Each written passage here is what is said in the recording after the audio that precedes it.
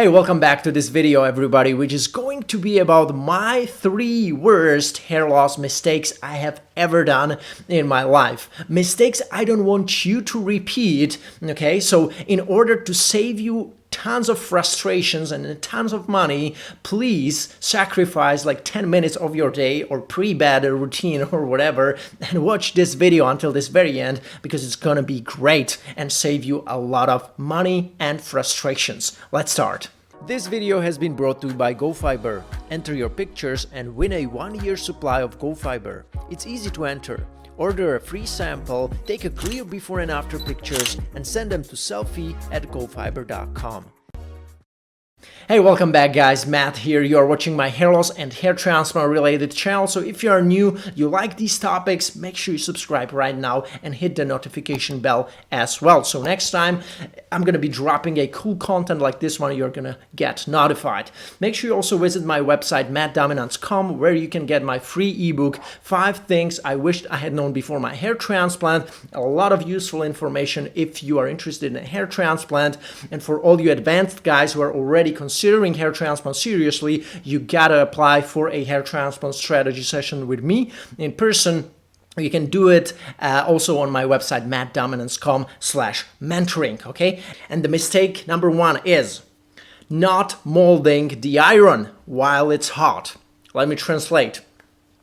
Not treating the hair loss in its earliest stages. That's so important, guys, because the later you start, the more realistic expectations you should have of each treatment. You know, there is a big difference if a Norwood 2 starts with finasteride. He's going to be much more successful with just finasteride as opposed to a Norwood 6 or Norwood 5, like diffusely thinning Norwood 5. He's going to be lucky if he's going to be able to stop his hair loss as a Norwood 5. On the other hand, the Norwood 2 may really thicken up this hair on the hairline. Maybe he can even become like Norwood 1 after like several years of regularly using finasteride. So these are the differences how hair loss treatments can be really utilized better if you start sooner with them, okay? And that was my mistake. Don't ask me why I did not start with proper treatments when I was like 17, 18, young guy experiencing my early hair loss. I was like, on the inside, I felt too tough to even open up about that with my peers, with even hell, with my cousin who was at the same situation. He started experiencing hair loss even like 2 years earlier compared to me. He started with like 16. And we didn't use that unfortunate circumstance to kind of connect. At least we didn't do it. We were both like too tough to even talk about that. So you see how stupid that is. It's a short-term discomfort for long-term benefit. You know, if you start early, if you admit that to your peers, to your friends, to your family, they're going to be like, yeah, I have hair loss. It sucks. What should I do? They may help you. They may know somebody who is already treating their hair loss, and they're going to like help you out, man. You know, and that's something I did not do, unfortunately. And I regret it actually to this day, because if I had done it properly from the start, maybe I wouldn't have needed like 2 transplants, but only 1, you know, and it would be a much smaller session. I wouldn't have needed like so many grafts that I have already got right now. So yeah, that's the thing pretty much. It's going to save you like some money in the long term for, you know, paying for transplants and things like that. So again, guys, passivity, inaction, worst enemies of any hair loss sufferer, especially if you start already noticing that early on in your 17s, 18s, and you play it cool, you don't want to address it. Please don't do it. It's not cool, okay? It's going to hurt you in the long run. The mistake number 2 was me starting with unproven topical hair loss treatments or hair loss treatments with no clinical data to back up their efficacy. And it was back like I think 4 or 5 years ago, where there was a strong narrative of natural remedies, things that are not coming with any side effects and that are gonna like prevent your hair loss.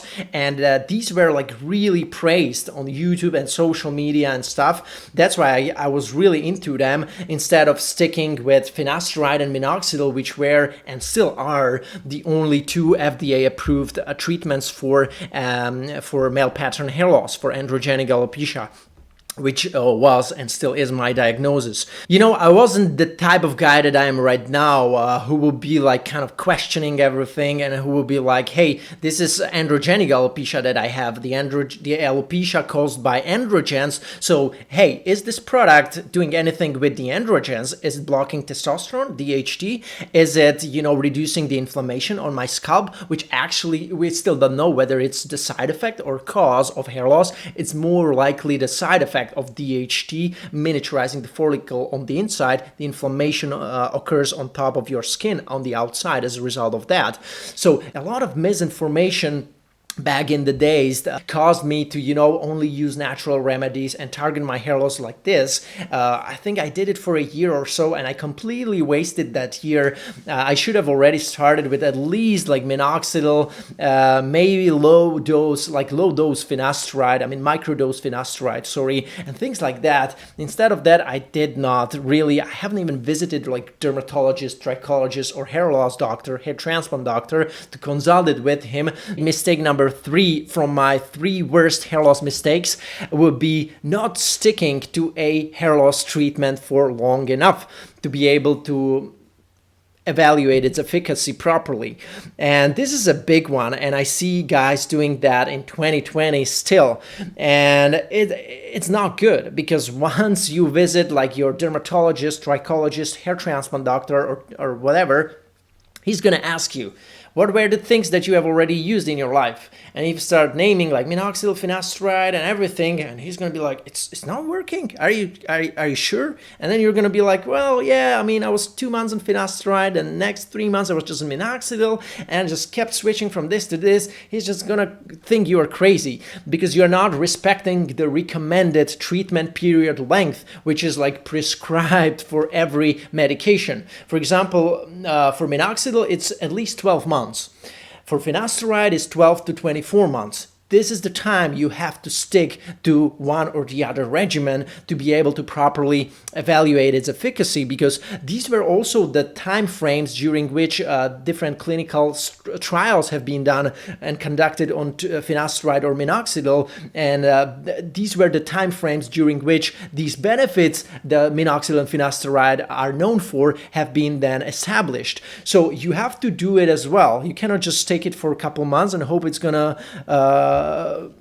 turn your hair into like wonders, okay? And also very important, please do not add more than one particular treatment into your hair loss prevention regimen at the time, okay? Because then you don't know what's working for you and what's not working for you. If you start with minoxidil and finasteride and I don't know what else at the same time, you have no idea whether you are a good responder to finasteride or minoxidil or neither of those or both of them equally. You have no idea. So make sure you start with only one treatment at a time. Very important.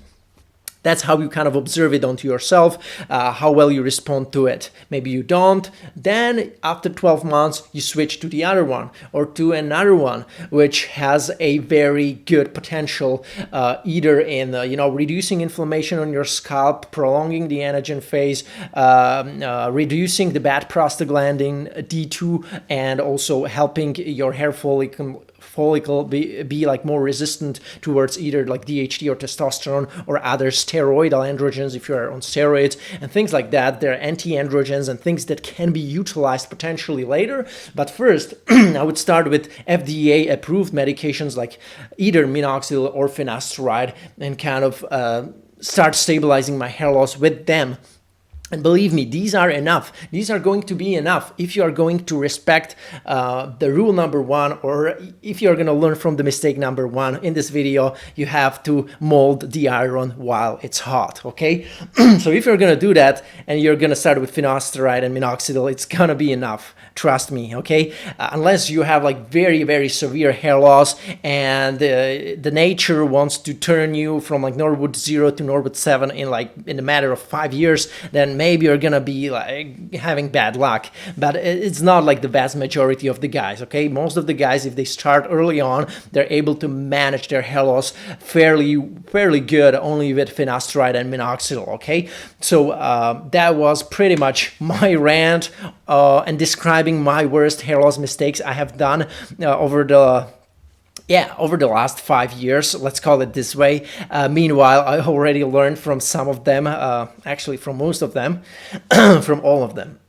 Anyways, guys, thank you so much for watching this video. I hope it helped you, and let me know in the comments below if you have any questions. If you're new to my channel, you can subscribe right now. Very welcome, guys. Thank you so much. You can hit the notification bell as well. Visit mattdominance.com and get my free ebook, 5 Things I Wished I Had Known Before My Hair Transplant. Very useful, also describing my mistakes I have done throughout my hair transplant research. It's basically like this video, but about hair transplants and my first experience with hair transplant. It's described in my ebook.